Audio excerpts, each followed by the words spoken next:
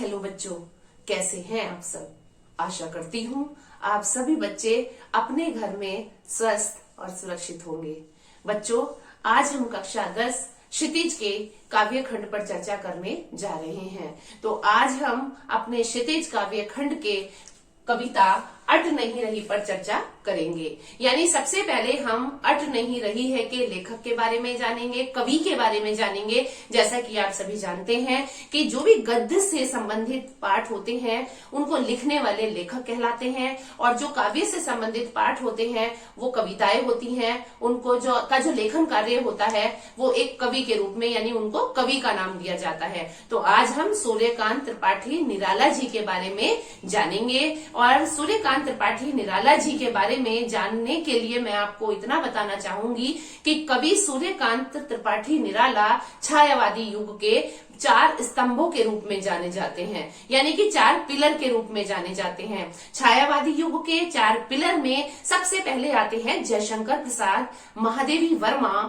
सूर्यकांत त्रिपाठी निराला और सुमित्रा नंदन पंत। तो आइए आज हम अपनी कविता अट नहीं रही है के कवि सूर्यकांत त्रिपाठी निराला जी के जन्म के बारे में, उनकी प्रमुख रचनाओं के बारे में और उनके निधन के बारे में पढ़ेंगे। तो देखिए, यहाँ पर कवि सूर्यकांत त्रिपाठी निराला जी का जन्म 1899 में महिषादल, बंगाल में हुआ था। उनकी प्रमुख रचनाओं में अनामिका, कोकुरमुत्ता, अणिमा, नए पत्ते, बेला, अपरा आदि हैं। उनका निधन सन 1961 इलाहाबाद में हुआ, यानी 1961 इलाहाबाद में उनकी मृत्यु हो गई। 1961 में वो इस संसार से विदा हो गए। तो आइए अब हम पाठ को जानने से पहले, अपनी कविता को जानने से पहले कठिन शब्दों पर चर्चा करेंगे, जो हमें अपनी कविता के सार को जानने में बहुत ही महत्वपूर्ण होंगे। तो चलिए कुछ महत्वपूर्ण शब्दों पर, कुछ कठिन शब्दों पर चर्चा करते हैं। कठिन शब्दों में सबसे पहले पट नहीं रही। हमारी कविता में एक पट नहीं रही शब्द आएगा। पट नहीं रही यानी समा नहीं रही। पट नहीं रही, समा नहीं रही। सुनने में कुछ अजीब सा लग रहा है ना, पट नहीं रही। तो देखिए यहाँ पर जो पट नहीं रही शब्द है वो किसके लिए आता है? समा नहीं रही। किसके लिए नहीं, यानी कि जो कविता हम पढ़ने जा रहे हैं उसमें एक पंक्ति आएगी पट नहीं रही है, तो उसका अर्थ आएगा समा नहीं रही है। अटना, अटना यानी कि समाना। पाठ, पाठ, पाठ, पाठ भी कविता में एक शब्द आएगा, पाठ, पाठ, तो इसका मतलब होता है जगह जगह। शोभाश्री, शोभाश्री आता है सुंदरता से भरपूर, सौंदर्य से जो भरपूर होता है उसको कहते हैं शोभाश्री। तो देखिए अट नहीं रही है जो पाठ है हमारा सूर्य, यानी कविता जो है हमारी सूर्यकांत त्रिपाठी निराला जी द्वारा रचित है।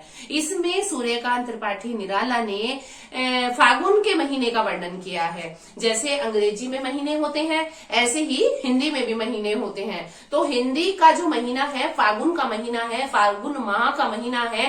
फागुन माह में यहाँ पर कवि सूर्यकांत त्रिपाठी निराला ने उस महीने का इस ढंग से वर्णन किया है कि फागुन के महीने में चारों ओर क्या हो रही है? हरियाली ही हरियाली है। चारों ओर क्या हो रही है?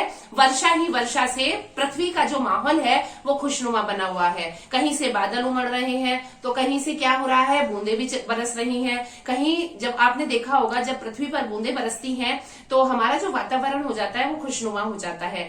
तो इतना खुशनुमा यहाँ का माहौल हो गया है कवि सूर्यकांत त्रिपाठी निराला जी की कविता के द्वारा, जिसको हम अब पढ़ेंगे और पढ़कर ही हम स्वयं जानेंगे कि निराला जी ने फागुन महीने का जो वर्णन है वो किस ढंग से किया है, और किस ढंग से करने के बाद जब हम उसको पढ़ेंगे तो हम खुद भी ऐसे हो जाएंगे जैसे कि हम भी फागुन के महीने में ही आ गए हों। अर्थात हमारे इस वातावरण में, हमारे इस संपूर्ण जो एक वातावरण है उसमें हरियाली ही हरियाली, खुशी ही खुशी, सुंदरता ही सुंदरता दिखाई दे रही है। ऐसा इस पाठ के माध्यम से सूर्यकांत त्रिपाठी निराला जी ने हमें बताया है। तो चलिए अपनी कविता को हम शुरू करते हैं। यहाँ पर सूर्यकांत त्रिपाठी निराला जी कहते हैं, अट नहीं रही है आभा सागुन की तन, सट नहीं रही है। कहीं सांस लेते हो, घर घर भर देते हो, उड़ने को नभ में तुम पर पर कर देते हो।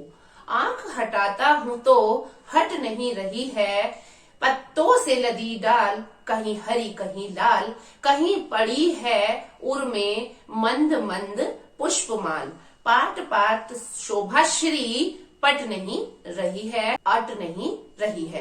इन पंक्तियों के माध्यम से सूर्यकांत त्रिपाठी निराला जी क्या कर रहे हैं? फागुन के महीने का वर्णन कर रहे हैं। जो हिंदी में एक महीना आता है फागुन का महीना, और इस महीने में जो होता है बसंत ऋतु का आगमन होता है। इस महीने में वर्षा ऋतु आती है। वर्षा ऋतु आने से आप समझ ही सकते हैं कि धरती का जो सौंदर्य है वो निखर उठता है, चारों ओर हरियाली ही हरियाली आ जाती है। तो देखिए, अट नहीं रही है आभास फागुन की, सट नहीं रही है। इस कविता के माध्यम से फागुन महीने का एक मानवीकरण कर दिया। किसने कर दिया? सूर्यकांत त्रिपाठी निराला जी ने। उन्होंने बड़ा ही मनमोहक वर्णन किया, उन्होंने बड़ा ही अच्छा चित्रण किया। उन्होंने कहा कि जो फागुन के महीने की शोभा है, सुंदरता है, वो बहुत ही अधिक बढ़ी हुई है, उसका वर्णन नहीं किया जा सकता। यानी इतना सुंदर लग रहा है चारों ओर का वातावरण। कवि सूर्यकांत त्रिपाठी निराला जी स्वयं उस वातावरण को देखकर मुग्ध हो जाते हैं और कहते हैं कि फागुन के महीने में जो धरती की सुंदरता है वो बहुत अधिक बढ़ गई है। कहीं सांस लेते हो, घर घर भर देते हो। अर्थात जब तुम सांस लेते हो, यानी कि यहाँ पर एक फागुन के बारे में वर्णन करते हुए कवि कहते हैं कि जब तुम सांस लेते हो तो क्या कर देते हो? एक सुगंधित वातावरण भर देते हो। अर्थात तुम्हारे द्वारा जो ली गई सांसें हैं और जो छोड़ी गई सांसें हैं वो क्या करती हैं? वातावरण को और अधिक क्या कर देती हैं? सुगंधित कर देती हैं। यानी कि जो तुम्हारी ये सुगंध है ये क्या कर रही है? उड़ने को नभ में तुम पर कर देते हो। तुम्हारी जो ये सुगंध है, तुम्हारी जो ये खुशबू है, तुम्हारा जो ये एक सुंदरता की स्मेल है, सुंदरता का एक वातावरण है, ये क्या कर देता है? सारे वातावरण को, सारे वायुमंडल को क्या कर रहा है? खुशनुमा कर रहा है। आंख हटाता हूं तो हट नहीं रही है। प्रस्तुत पंक्तियों में सूर्यकांत त्रिपाठी निराला जी कहते हैं कि मेरी आंखें फागुन की सुंदरता से हट नहीं रही हैं। मैं कोशिश कर रहा हूं कि अपनी आंखों को इस सुंदरता से हटा लूं, इस दृश्य को न देखूं, लेकिन बार बार मेरी आंखें जो हैं वो कहाँ जा रही हैं? वहीं जा रही हैं। कहाँ जा रही हैं? फागुन माह की सुंदरता पर जा रही हैं। वो कहते हैं, पत्तों से लदी डाल, कहीं हरी कहीं लाल। आपने देखा होगा जब वर्षा होती है तो वर्षा में आपने जो पेड़ पौधे होते हैं हरे देखे होंगे। जो सूखे हुए पेड़ पौधे होते हैं वर्षा ऋतु में आकर वो भी कैसे हो जाते हैं? हरे भरे हो जाते हैं। तो यहाँ पर कवि सूर्यकांत त्रिपाठी निराला कहना चाहते हैं कि पत्तों से लदी डाल, यानी पत्तों से डालियां लद गई हैं। कहीं हरी हैं तो कहीं लाल हैं, कहीं पत्ते लाल दिखाई दे रहे हैं तो कहीं पर हरे भी दिखाई दे रहे हैं, कहीं लाल दिखाई दे रहे हैं। यानी कि तुम्हारे द्वारा दिया गया ये जो खुशनुमा वातावरण है, तुम्हारे द्वारा दिया गया जो ये सुगंधित माहौल है, यह बहुत ही अच्छा लग रहा है। आगे वो कहना चाहते हैं कि कहीं पड़ी उर में मंद गंध पुष्पमाल। तो इन पंक्तियों के माध्यम से कवि कहना चाह रहे हैं कि कहीं हरी और कहीं लाल जो एक डालियां हैं वो क्या कर रही हैं? हृदय में कहीं ना कहीं एक फूल माला के रूप में पड़ी हुई दिखाई दे रही है। ऐसा लग रहा है जैसे कि किसी ने लाल और हरे रंग के फूलों की माला को पहना हुआ है।